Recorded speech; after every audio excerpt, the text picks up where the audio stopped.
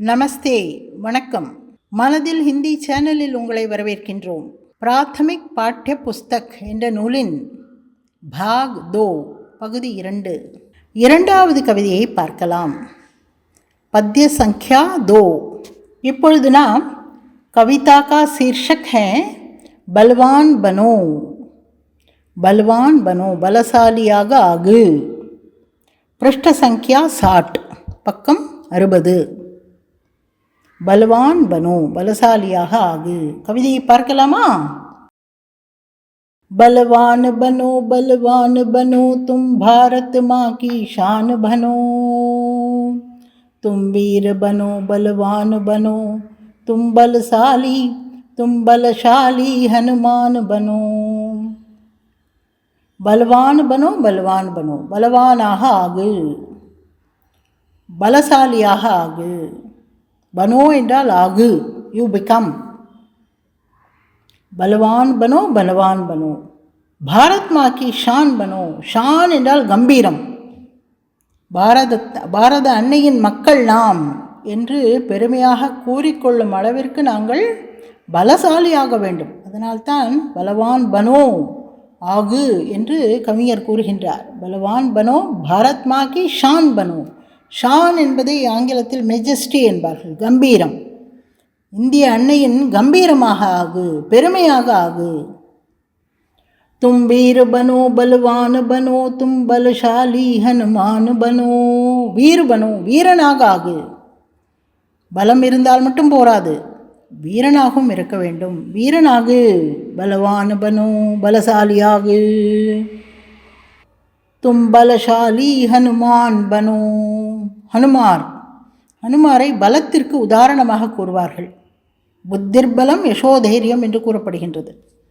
அவ்வளவு தீவிரமான புத்தியுடையவர், தீக்ஷண புத்தியுடையவர், கூரிய அறிவு உடையவர், சிறந்த பலசாலி என்று ஆஞ்சநேயர் அனுமாரை பற்றி கூறப்படுகின்றது. அதைத்தான் இங்கு தும் பலசாலி ஹனுமான் பனோ.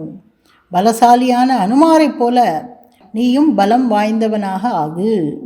தும் பலசாலி ஹனுமான் பனோ.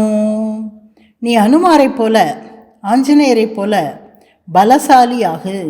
ஹனுமாரை பலத்திற்கு உதாரணமாக கூறுவார்கள்.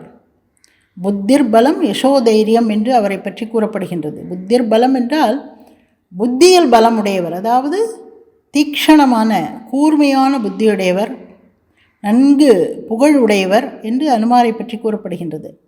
எனவே இங்கு கவிஞர் நம்மை பார்த்து, சிறுவர்களை பார்த்து கூறுகின்றார், தும் பலசாலி ஹனுமான் பனோ. ஹனுமானைப் போல பலசாலியாக ஆகு. அடுத்த பத்தி. தனவான் பனோ குணவான் பனோ. தும் ஞானி और महान बनो. तुम धीर बनो गंभीर बनो. तुम सत्य सुशील, तुम सभ्य सुशील सुजान बनो. தனவான் பனோ. தனவான் என்றால் பணக்காரன், பணமும் தேவை அல்லவா? செல்வந்தனாக ஆகு.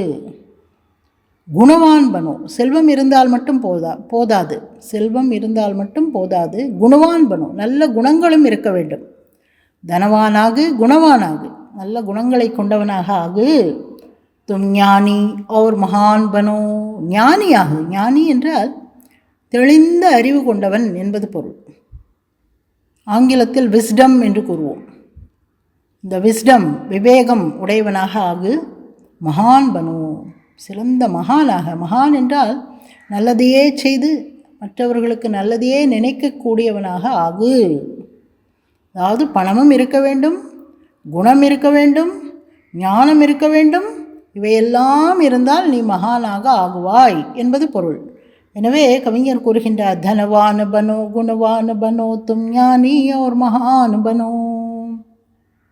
தீர் பனோ. தீரன் என்றாலும் நல்ல தைரியசாலி, தைரியமுடையவனாக ஆகு. கம்பீர் பனோ. கம்பீர் என்றால் எதிலும் ஆழ்ந்த அறிவுடையவனாக இரு. கம்பீர் என்பதற்கு ஆழ்ந்த என்ற ஒரு பொருள் உள்ளது. எதிலும் ஆழ்ந்து சிந்திக்கும் திறனுடையவனாக மாறு. கம்பீர் பனோ. தும் சப்ய சுஷீல சுஜான் பனோ.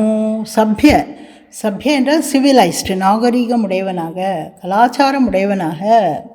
சுஷீல நல்ல ஒழுக்கங்கள் உடையவனாக. ஷீல என்றால் ஒழுக்கம். தமிழில் கூட சீலம் என்கின்றோம் அல்லவா? சுசீலம், சுஷீல. சுஷீலன நல்லொழுக்கம் உடையவனாக. சுஜான் நல்ல மனிதனாக. சுஜான் என்றால் நல்ல மனிதன், அறிவு உடைய மனிதன், நல்ல அறிவாளியாக ஆகு. தும் சப்ய சுஷீல சுஜான் பனோ. நாகரிகமுடையவனாக, நல்லொழுக்கமுடையவனாக, நல்ல அறிவு உடையவனாக நீ ஆகு.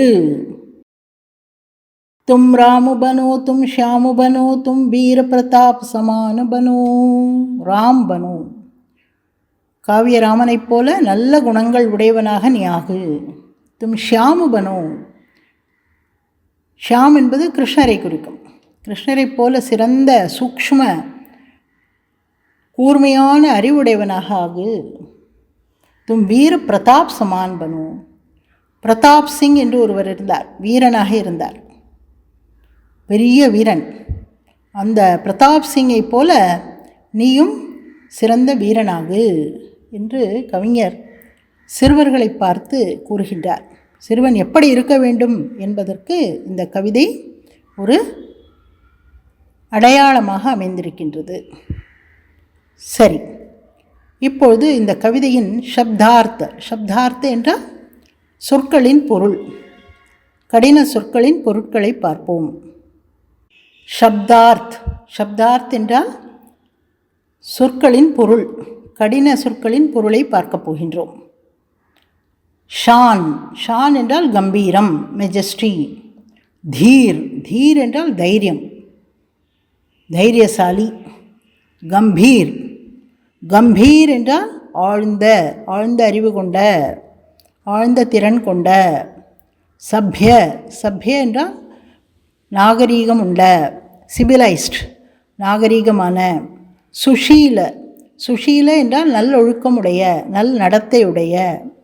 சுஜான் என்றால் கூர்ந்த அறிவுடைய, அறிவாளி என்பது பொருள். சரியா? இந்த கவிதை உங்களுக்கு எப்பொழுதும் பயன்படக்கூடிய கவிதைகள். இவற்றை பயன்படுத்தவும் முயற்சி செய்யுங்கள். சரியா? இன்னும் 2-3 முறைகள் கேட்டு பாருங்கள். சரியா? நன்கு விளங்கும். நன்றி, தன்யவாத். நண்பர்களே, மனதில் ஹிந்தி சேனலை இதுவரையில் சப்ஸ்கிரைப் செய்து விட்டீர்களா? அப்படி செய்யவில்லை என்றால் இப்பொழுது செய்து விடுங்களேன். உங்களுக்கு இந்த சேனல் உபயோகமானது என்று தோன்றினால் சப்ஸ்கிரைப் செய்து விடுங்களேன். அப்படி செய்தால் அடுத்தடுத்த பதிவுகளை உடனடியாக நீங்கள் பெற ஏதுவாக இருக்கும். சரியா? நன்றி, தன்யவாத்.